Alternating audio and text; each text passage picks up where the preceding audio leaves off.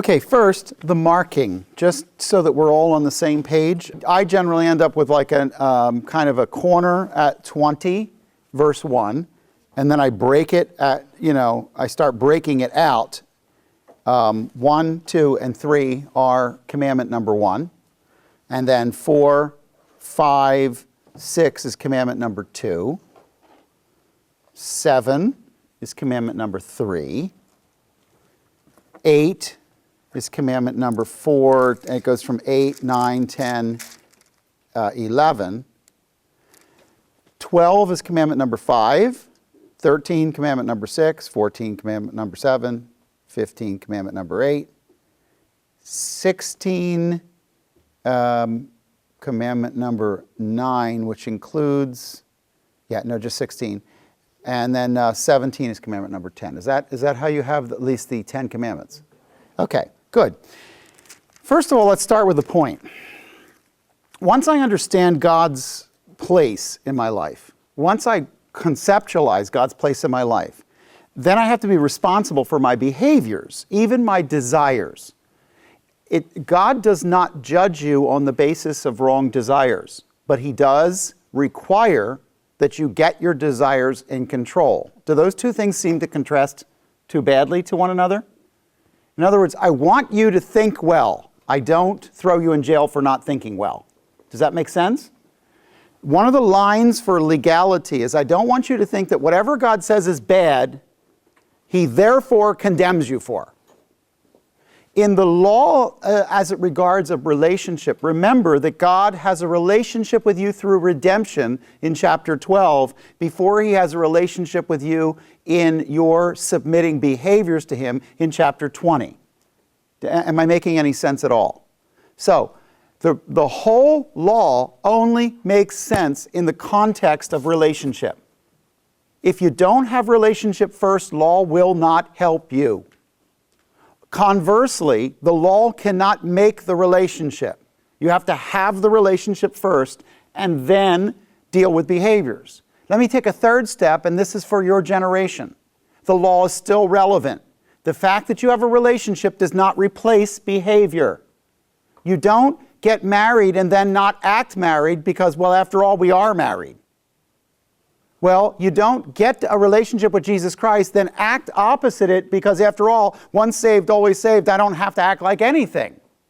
People are using this in a way that's antinomial against the law in a very strange way. God never intended that you would just ignore what He said about the relationship because you have the relationship. He didn't say, I gave you the cross of Jesus so you didn't have to earn salvation, therefore you can act like any way you want. That argument seems to be playing in many, many places. And what I'm saying is, this isn't judgmental. The two words I use are organized and purposeful. The law isn't intended to be judgmental. It's not that God thinks in a judgmental way. When I say He's a judicial thinker, I mean He's organized and He's purposeful. What does that mean? It means whatever God does, it's not haphazard, but whatever God does, He does with purpose. That means even pain in my life is purposeful. There's nothing haphazard about your life. There's nothing haphazard about the universe. You go, well, what about black holes and crazy things going on out there? Just because we don't know what the purpose is doesn't mean we don't have a purpose to it. When I was growing up, about 250 years ago, everybody would look down your throat, see tonsils, and go, well, they're spare parts, and take them out. Then we realized, after taking a lot of kids' tonsils out, that they actually do stuff. We would just take out appendixes, and now we realize even the idea of an appendix, appendices, the extra stuff, and now we realize it does stuff. God doesn't have stuff in your body not doing stuff. He's purposeful in His creation. So, having said that, there are 3 codes of law, and you know what the 3 codes are, and you know why they are. Let's move from that now to the purpose of the individual commands, starting with not how there's a top 10 and God holds everybody to the top 10, but rather the 10 value statements in the beginning of the law are God's first statement of how He thinks. So I want you to think of the value of the 10 commandments, not, oh, we have to keep them, because you don't. You don't have to keep the 10 commandments. None of you keep the Sabbath command at all. You just don't. The point is, though, that how God thinks is revealed here. What he cares about is revealed here. So let's start off with the first one. The first one starts off with, then God spoke all these words, saying, I am the Lord your God, who brought you out of the land of Egypt, out of the house of slavery. You shall have no other gods before me. I have the absolute right of your undivided loyalty. That's what he's saying. I have the absolute right of your undivided loyalty. I want you to know that the first 4 commands are vertical commands. You to God, vertical commands, commands 1 through 4. And that the first of the vertical commands is, I am the Lord of your life. I want you to recall the redemption where I brought you out of the world and into a special relationship with me. I want you to place me first in your life. So here's what I need you to see. God gets to be first in your life in regards to your money, your entertainment, your pleasure, your sexuality, your career, your girlfriend, boyfriend. The fact of the matter is you cannot make the argument that God is second. He says, I redeemed you, now I own you. That's what the statement is. Is that not true of a believer today? I don't mean that he brought you out of the land of Egypt, but that the redemption that they had is the same redemption that you have, being brought out of a lifestyle and a world life. You have been brought into a new relationship. All right, go to the next one.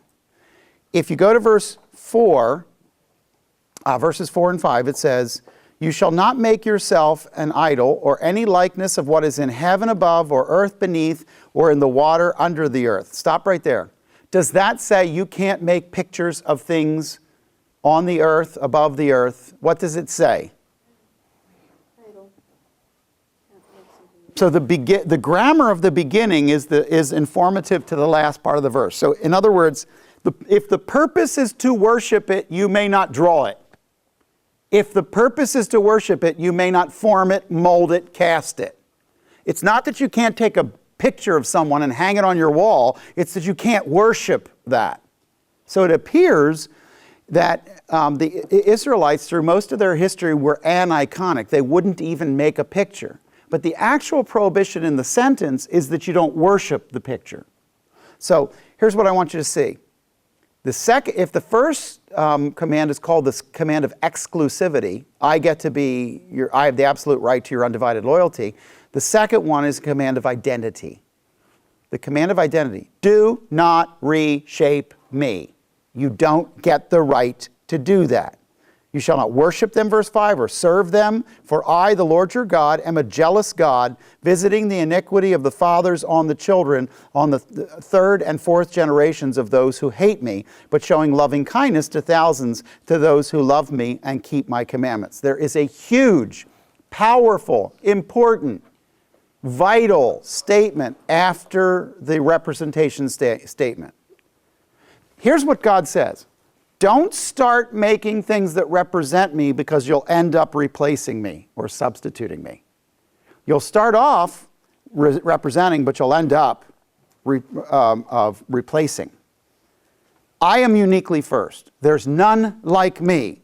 But then what's the other part about? What's the 3rd and 4th generation part? I want you to make a statement. Put it next to verse 5. If you don't know it, write it. If you don't need to write it, then know it. Both sin and blessing roll downhill. Both sin and blessing roll downhill. This is what I mean.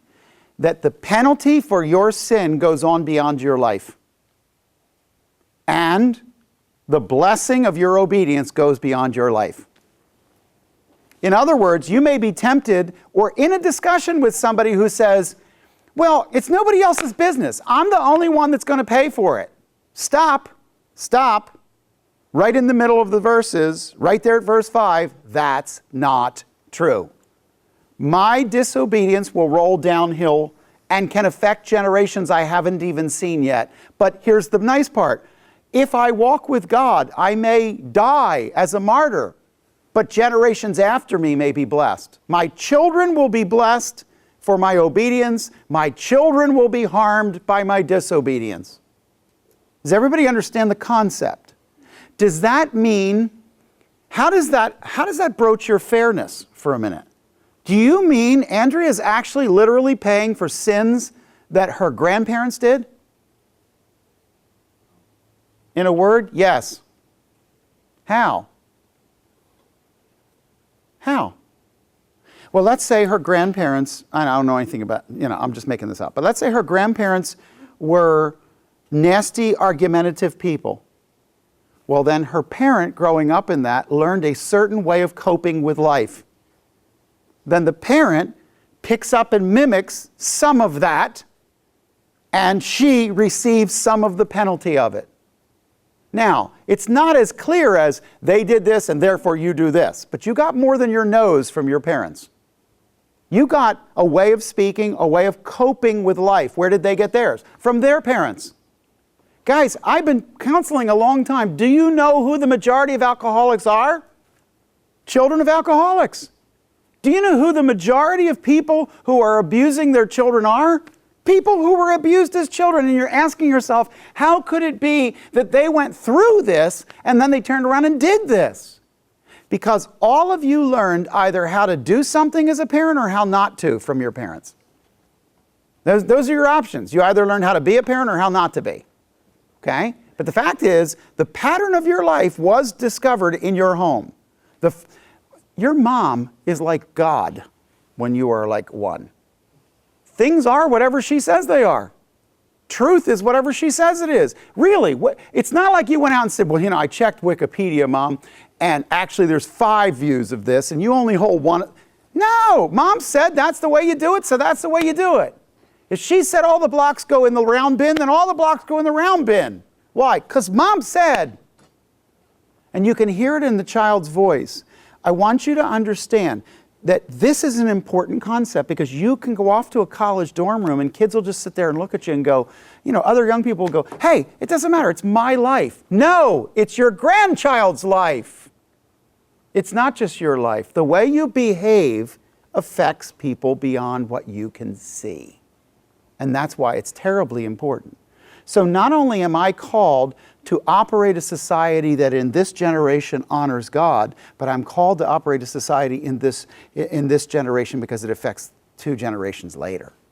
Okay? That's a concept lost in our community. So I want you to understand and hang on that concept. There will be people that will cry foul over that. They will say, it's not right that God would judge me according to my parents. It's counterintuitive though. You have to have a nose from somewhere, so you're going to get a nose from the genes of your parents who got their nose from the genes of their parents. And you have to have behaviors from somewhere.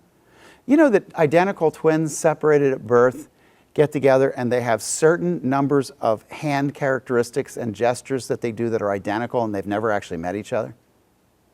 Isn't that interesting? That means we think every behavior we do is all regarding nurture, but some of it is regarding nature. Some of you scratch your head a certain way because that's the way your parents did it. And it came with the package and you had no idea why. Some of you have an itchy spot somewhere and it itches you all the time and your mom does too. And you don't know why. And I can't explain it to you and your doctor can only tell you, yeah, you have a dry patch there. Why? I don't really know. It's because you do. It came with the package. So let's move on and see if we can't make even a bigger mess out of this. All right, if the second one is exclusivity. Somebody mimic back to me, what is exclusivity? What is the law of exclusivity? I redeemed you, I own you. I'm sorry? I redeemed you, I own you. I redeemed you and I own you. Okay, I have the absolute right to your undivided loyalty. I'm not saying that I always give him my undivided loyalty. I'm saying that foundationally I need to understand he has the right to it at all times. There's never a time when God should be less than God in my mind. Second, identity. What is the identity? Put it in a phrase that I can grab. Don't put God in a box. Yeah, you don't put me in a box. You don't get to shave me off. You don't get to form me. You don't get to tell me how I am. You don't get to make me a certain way. I am who I am. And you don't get to tell me otherwise. And I think one of the biggest sins I see people commit today, both inside and outside the church, is this. They have formed an idea of who they think God is, and God is only allowed to be what they think he is. Well, that's not fair because God would never do that. So now what you're saying is your sense of fairness is what judges whether or not God is right? How about God is God and I need to fit into whatever he said? How about that? Okay, let's go to the third one. The third value is what we'll call the third value is the value or the reverence value, the value of him. And it says, you shall not take the name of the Lord your God in vain, for the Lord will not leave him unpunished who takes his name in vain. Does that just mean you dropped a rock on your foot and you said the name of God and that was it? What is it to take a name in vain? The Hebrew word shalv is a form of to leave destroyed or leave desolate. It was, they went through, they pillaged, plundered, and burned the city, and they left it desolate. That's vain. That's shalv. What does it mean? You will not empty my name of its value. You will not take the treasure out of the box and leave me only the box. So his name deserves respect because it's holy. His name deserves reverence because it's exclusive. His name deserves respect because it marks what he does. Praise the name of the Lord your God who has dealt wondrously with you, Joel 2 says. Okay, what are some ways in which you can leave God's name meaningless or worthless? This is actually, a real question, so you'd really answer. Okay, one of the ways would be just using the actual name of God in a flippant way. An example, oh my God. I don't find OMG to be better than oh my God. I find it to be ways of just mimicking the world in the emptying of God's name. What are some other ways, though, besides the obvious use of the word? I'm sorry? Hypocrisy. In a broadest sense, hypocrisy. I walk around calling myself a Christian, but empty it of all of its qualities.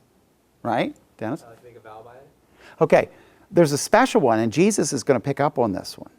That you would make a promise, or particularly a vow before God, but even a promise, without the reverence of understanding that you represent God in a case, and so you can't empty it of its value. When you empty your words of your value, in a way, it's a way of breaching the reverence law. I know that's funny, but the rabbis would place you breaking a vow under a reverence law. They would say you violated holiness or you violated reverence. Why? Because you made a vow before the Lord and you just vacated the vow. So to vacate or to leave empty of its value is the idea of saying his name in vain.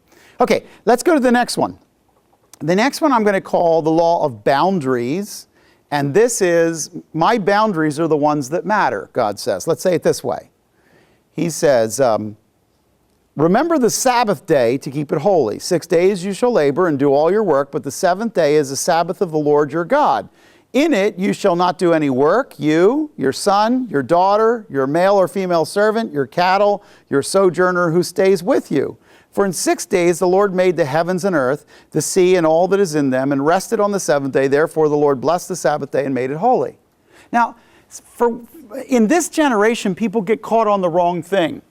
They run around and they say, now, does that mean that there's a 6-day, 24-hour creation? That's not the point of the passage at all. The point of the passage is wherever I put a boundary, that's where the fence belongs. Crossing fences is supposed to make you wary. When there's a fence around a property, you're not supposed to just walk past it. You're supposed to go, I'm going over something. I'm coming into something new. God places the fences, and He says, you've got to take time to stop and evaluate all of what you're doing in your life regularly. I want you to stop, and I want you to know that I've placed boundaries on your life. When people walk around and say, I believe in God and live any way they want, they don't actually believe in a God that has any boundaries on their life. So fences are important. This is the fence concept, the boundary concept. So let me say it in a sentence. God has the right to place the fences where He wants. And I have to live within the fences He tells me to live within. And when I violate those fences, I'm going to pay a price for that. And it's not God's fault. See, the way the world thinks, it's God's fault for putting the fence there. It's not God's fault for putting the fence there. It's your fault for breaching the fence, okay? So in reality, can you all see how the first 4 commands are also vertical commands?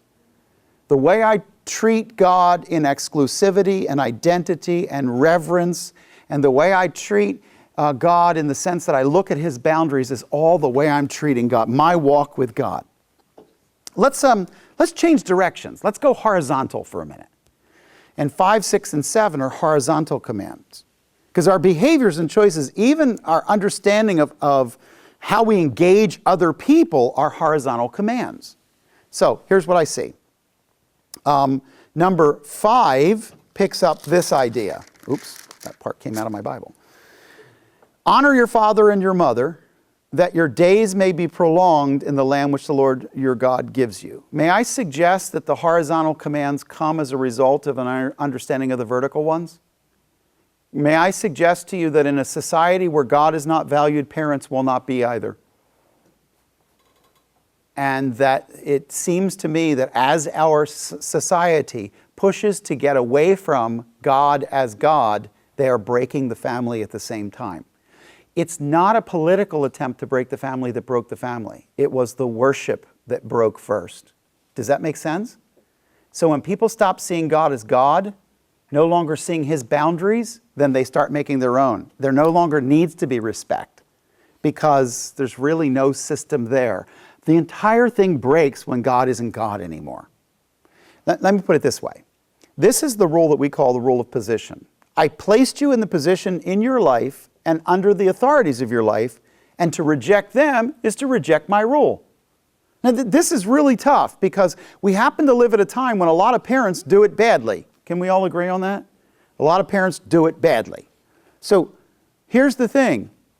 If the President of the United States walks into that door, I'm going to stand up. I am not from his party and I don't agree with his policies, and I'm still going to stand because that's my president. It's not about the person, it's about the position. Now, why is that important? Because ladies, when you marry a husband, it is not about the person, it's about the position. You put yourself from your covering of your father under the covering of that man, and therefore honor the covering, not just the man. I'm not telling you don't honor the man. I'm saying there's a purpose of position behind it.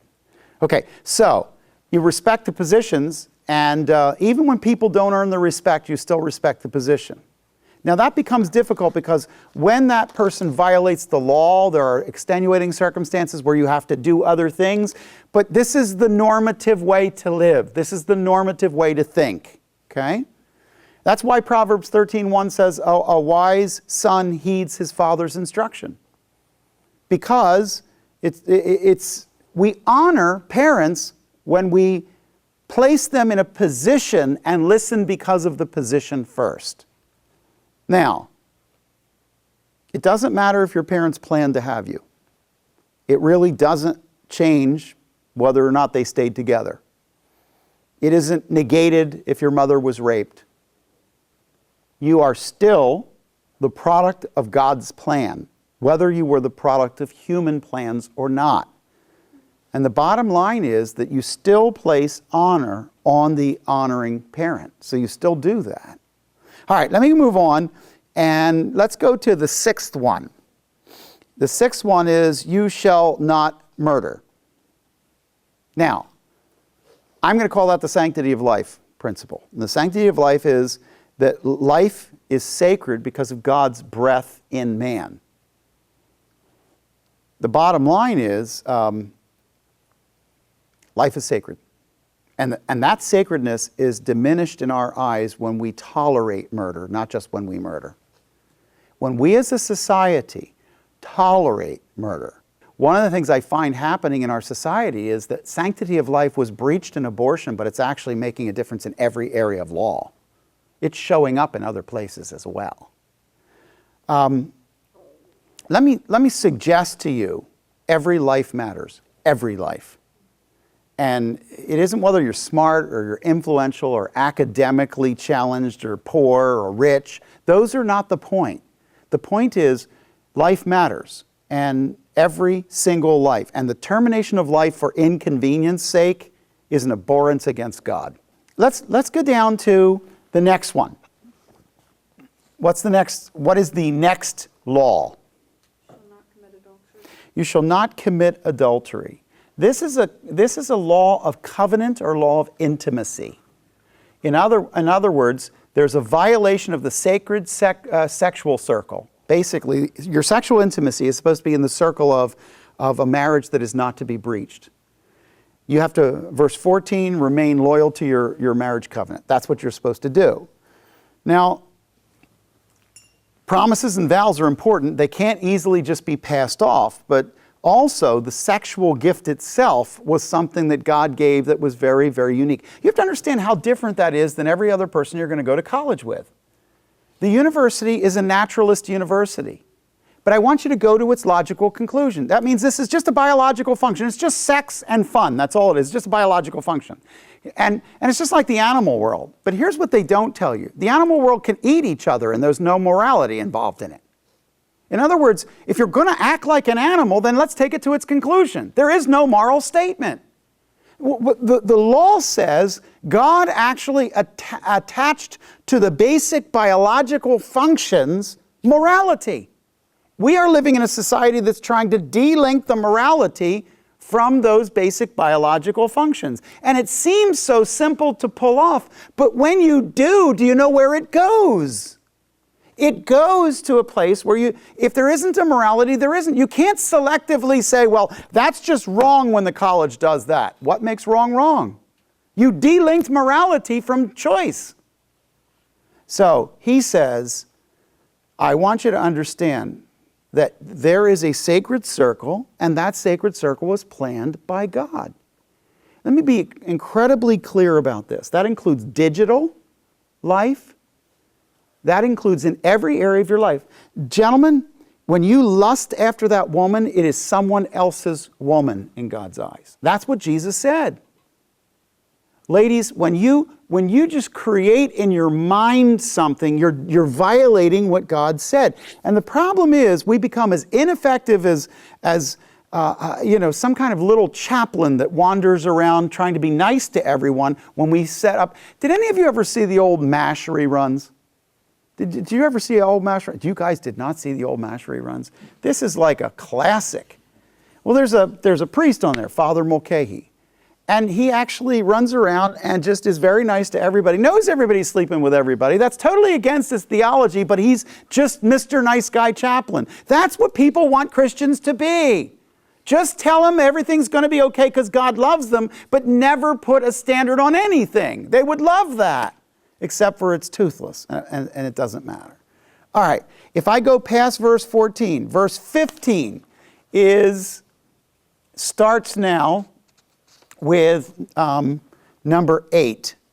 Number 8, 9, and 10 are internal laws. So I have vertical, horizontal, now the arrows go in. These are internal laws. Now guys, they don't look like internal laws.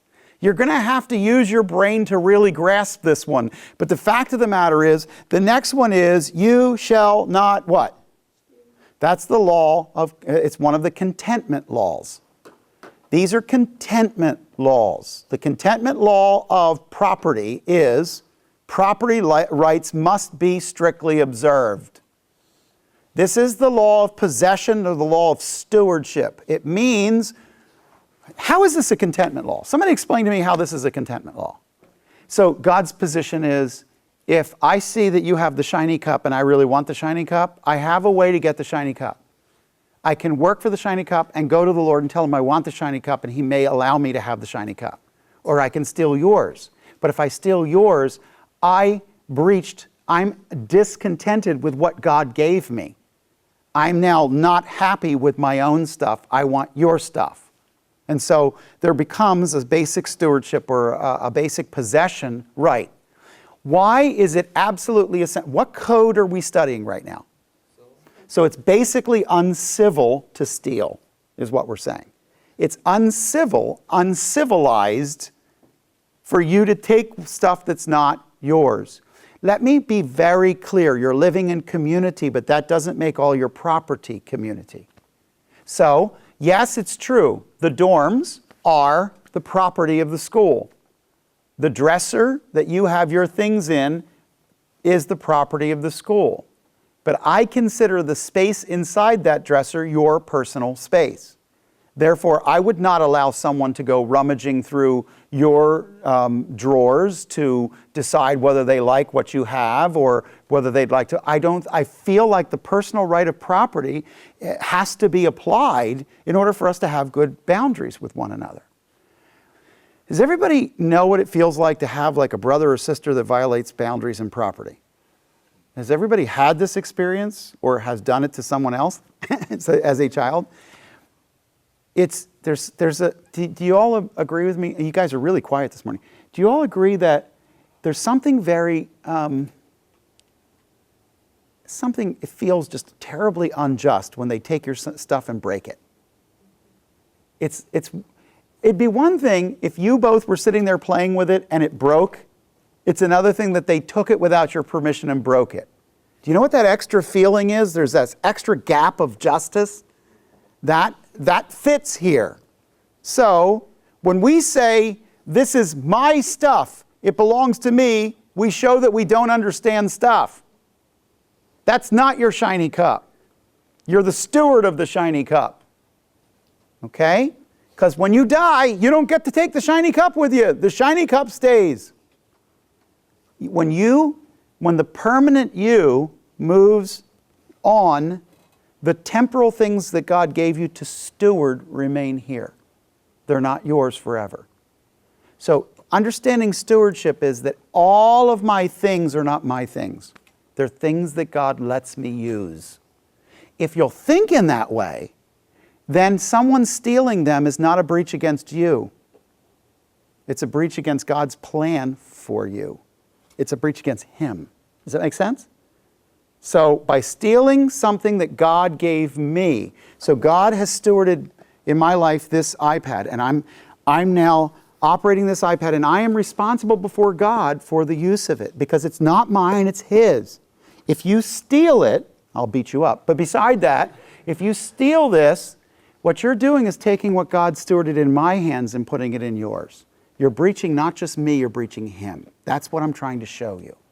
Every time you break a law, you don't just kill another person, you breach God.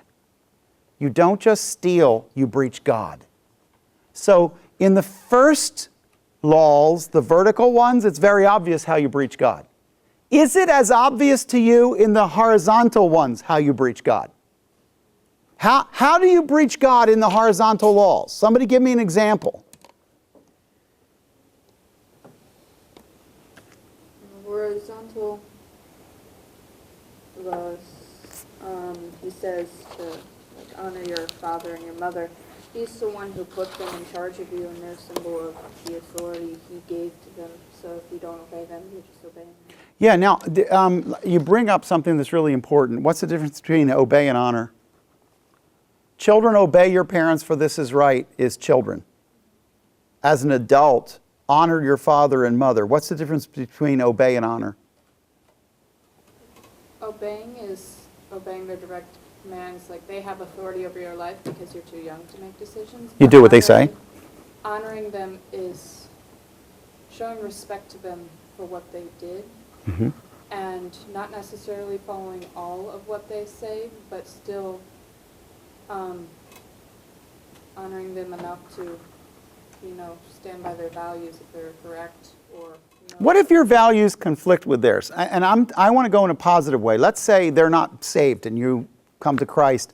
You want to honor them, but you don't, their value was to sleep late on Sunday and watch football, and they really believe that that's the right way to have a good marriage. A good marriage is founded on late breakfast on Sunday brunch and football. That's what and you want to honor them, but you know that that's not the decision you want to make. How do you honor them without obeying them? That's kind of an absurd, I'm using a stupid way of doing it, but there's a lot of these. They still raised you, so basically have respect for them for raising you. I mean, your values can conflict with them. You probably won't agree with them on everything, but you can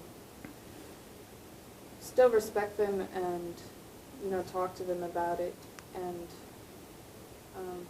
trying to figure out what I'm trying to say. Well, speak respectfully is one of the things you said.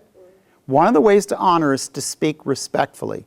I think parents, personally as a parent, I think that we listen for respect.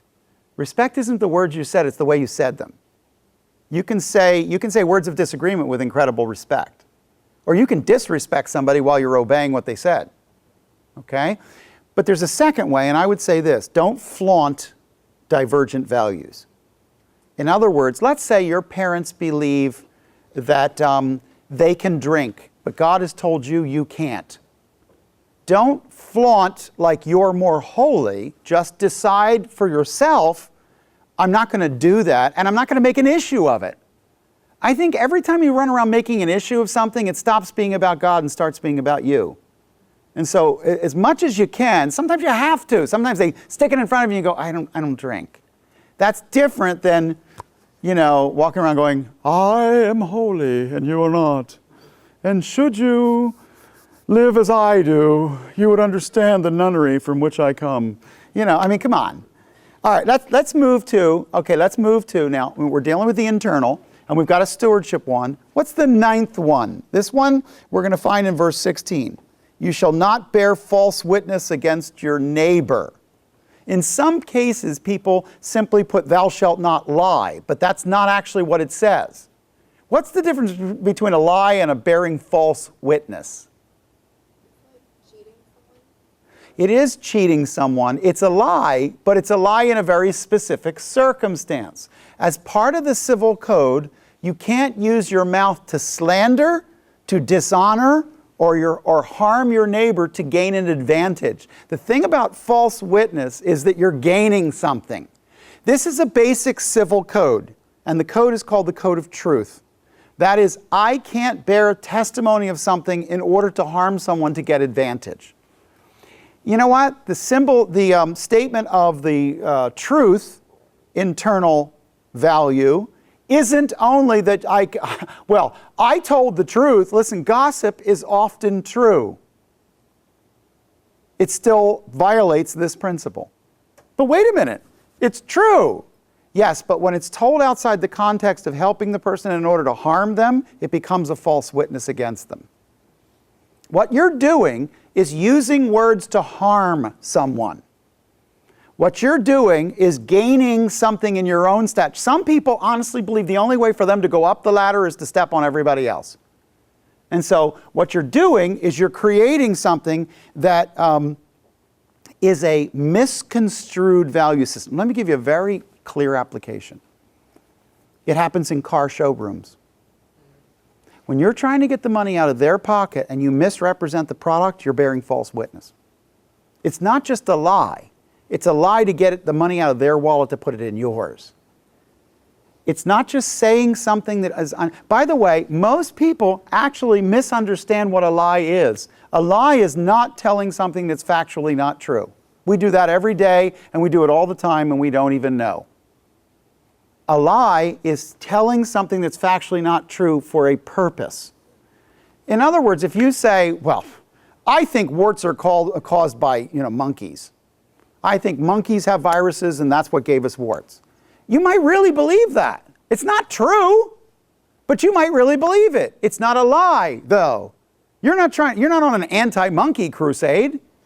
It's that you believe something that's wrong, okay? How many of us can agree that in some area, in some way, we believe something that isn't true?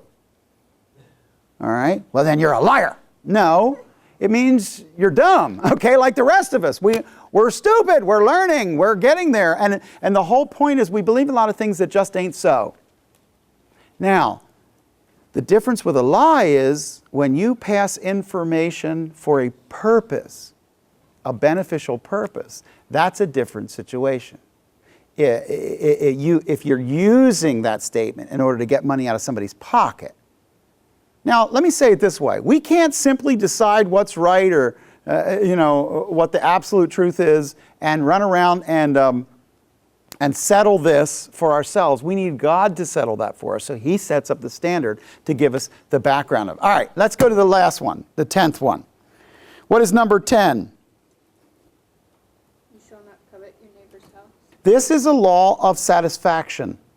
And by the way, if you follow 10, you won't have a problem with 8. If you don't run around coveting somebody else's stuff, you won't steal it. Okay? If I happened by and you all left today, and I saw the shiny cup, and I went and took the shiny cup and I put it in Ben's office because I wanted to make sure you got your shiny cup back. I didn't steal it. I took it, but I didn't steal it. I took it to preserve it, right? Do we all agree that there's a difference between possession of the shiny cup and theft? It becomes theft when I'm trying to take it for me, from you. It becomes theft because I violate the satisfaction law. Number 10, I want your shiny cup. Now, I know it's kind of stupid to be, arguing about a shiny cup, but here's the thing. Did you see the specificity of verse 17? Don't covet his house. By the way, what does his house look like? Just like yours. It's a tent. Don't covet his wife. Don't covet his servants. That would be our, LG, Kenmore, all the various, microwaves, washing machines, all the stuff that serves them. And here's the thing. You're showing rebellion against what God has provided you. I'm making a statement. It's funny when you go through, there's parts of Africa where when people get a refrigerator, they put the box in the front yard. Now, we used to play with the box. My parents would get a refrigerator. We would spend days playing with the box. The box is more fun than, seriously, I don't know if you've been, Christmas with a 2- and 3-year-old is not about the toys. It's about the packages they came in. The packages are a lot more fun than the toys, okay? Are they not? Seriously. And those tubes that wrapping paper come on, they are everything from lightsabers to cannons to telescope. You can do so many things with these things. It's unbelievable. Now, here's the thing. The thing is that everything that the guy buys in Africa, he likes to put all of his boxes in the front yard. And the reason is so other people will drive by and know he bought it. That's how they think. And what I think is funny to me is that the law of satisfaction is that all of the things that we covet have one thing in common. They're all temporary. Did you notice that list? They're all temporary. Even wives and husbands are temporary. All of them are temporary. They're part of this world and they're part of what I leave behind when I die. In other words, the law of satisfaction is rooted in a misunderstanding of what's real. If your heart is more important to me than your body, then I'm understanding why I need to steward properly my mind concerning your body. Does that make sense? Now I'm seeing you, not as where you live. So really, in some way, happiness doesn't come by getting what you want in this life. Happiness comes by understanding what's real. That's how you get happy. And when you do that, you can thank God for the things that He gave you. All right. When you get down to the end and you get to verse 18, it says, all the people perceived the thunder and the lightning flashes and the sound of the trumpet and the mountain smoking. And when the people saw it, they trembled and stood at a distance. Then they said to Moses, speak to us yourself and we will listen, but let not God speak to us or we will die. Verse 18 tells me that God came in mighty power so that the people would know that it was God and not Moses making up the stuff, right? That's really important. But verse 19 is the post-fall view of God by persons who are distant from Him. They love that you have a relationship with God, but they're afraid to have one on their own. This is Adam and Eve hiding behind the bush. The law is so cutting, so clear. It's like a bright light in a dark room. It hurts the eyes of people who haven't dealt inside this kind of righteousness. So what do they say? We'll stay here in the corner and we'll shield ourselves and you go talk to God and just tell us what He said. The job of a believer isn't to walk into the room of people who are walking in sin and hit them so hard with the light that they're blinded by it. The job of the believer is to live so well the light that they glow from it and people ask of their Father They see your good works and therefore glorify your Father in heaven. But you need to be careful about this. One of the things that happens is when the clarity, look, I want to say something to you, and I don't know if you're really going to accept it or even understand where I'm coming from.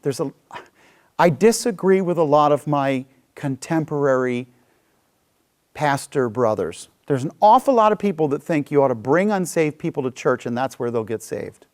I personally think that that's the wrong place to bring them. And I'll tell you why. I'm not saying I shouldn't give the gospel. That's not what listen carefully. I'm saying that if they listen to what I'm doing on Sunday morning that is for believers, they will make wrong conclusions about the judgmentalism of God. They're not going to understand what I'm talking about because the relationship has to precede the behavior. Moses said to the people, "Do not be afraid, for God has come in order to test you." Now see, that does not help me.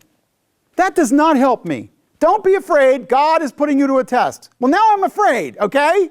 Now I'm going, okay, am I going to screw this up? Okay, is everybody with me? But he's not done yet. He says, and in order that you reverence or fear, and that the fear of him may remain with you so that you may not sin. Deterrence is part of it. God came in power so that you would understand, I don't want to violate that. The problem is in our society today, the respect isn't there from the beginning. So God could put on the same pyrotechnic show and they wouldn't get the same thing out of it. They'd go, he's mean. They wouldn't see it as a, well, therefore. You have to remember, these people have been 10 generations as slaves. They don't think like you. They're not sassy. They're used to doing what they're told. Verse 21, so the people stood at a distance while Moses approached the thick cloud where God was. Then the Lord said to Moses, thus shall you say to the sons of Israel, you yourselves have seen that I have spoken to you from heaven. So he says, you recognize that there is revelation from God. You need to understand that the most devastating thing that public education has done is remove the idea that God spoke. When you remove revelation, you remove all moral responsibility. Now we are just relative values of one culture versus another versus God spoke. It says, you shall not make other gods besides me, gods of silver or gold, or gods of gold, you shall not make for yourselves. So I need you to choose this God and no other. And then he says, don't make any representation. You shall make an altar of earth for me, and you shall sacrifice on it burnt offerings and peace offerings, and your sheep and your oxen. In every place where I cause my name to be remembered, I come to you and bless you. If you make an altar of stone for me, watch this very closely, you shall not build it or cut the stones. For if you wield your tool on it, you will profane it. Why? What's wrong with making an altar with nice cut stones? Think. What's the principle? What is God saying about the altar upon which we can sacrifice things? Why does he want you to take stone as it is instead of cutting the stone? The way he made it. Yeah, I like what I made organized to serve me, not what you make out of it organized to serve me. Now here's the problem. In church life, we like to cut all the stones. See, when you cut the stones, they fit together well. So here's what we do. We make a series of rules and say, here's the kind of music that God wants you to listen to. Here's the haircut that God wants you to have. Here are the books God wants you to read. Here are the artists that God wants you to follow. Here are the godly, and what we're doing is cutting all the stones to be uniform. There are two different words I want you to know. One is unity, one is uniformity. Unity is where you take people who are different and build them together, but God made them unique. Uniformity is like the Marine Corps. Everybody gets the same haircut and wears the same color. Why? Because we don't care what your personality was, we're going to make it into a Marine. I want you to think that the church was called to be unity, not uniformity. So we're going to have different hairstyles. We're going to have different likes and dislikes. We're going to come into this and feel differently about things, and that's okay. Because we're not called to cut the stones to make them all uniform. Now take a look at what it says. He says, you shall not go up by the steps to the altar so that your nakedness and you shall not go up by steps into my altar, so that your nakedness will not be exposed on it. Here's what he's saying. What he's saying is, biblically speaking, I am currently naked.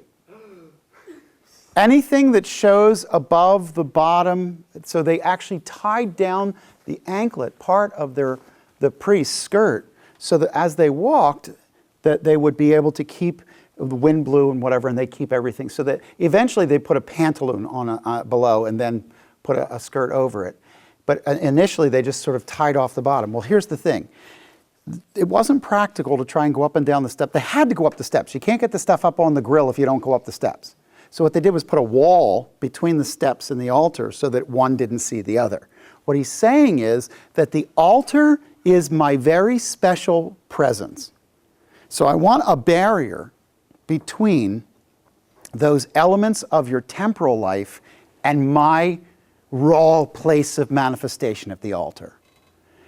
And so he said, don't cut the stones, and put a barrier between what I see on the altar and your temporal body. Does that make sense? I need you to think through that I'm killing an animal and I'm putting it on a grill, but I'm not. I'm making a sacrifice and bringing it to the Lord. Do you understand what I just did? I'm killing an animal and I'm sticking it on a grill is different than I'm making a sacrifice and I'm offering it to the Lord. I say it on Sunday morning. I don't want to sing, I want to worship. What's the difference? One's about sound, the other one's about heart. And that's what he's trying to get at. What you're doing when you do these sacred things is you're doing sacred things, not normal things. And I need you to think differently about them. You're looking quizzically at me, or half asleepedly at me. What's the question? Does it make sense? I'm saying the way you build the altar, the way you make the sacrifice. Make it unique, make it holy, make it different. Know in your own mind that as you're doing it, don't throw it up there on the grill like you would when you're having a barbecue. That's not what this is. This is not, hey, barbecue for God. No, this was sacred. There was an order to it. My concern is the way this translates into modern worship.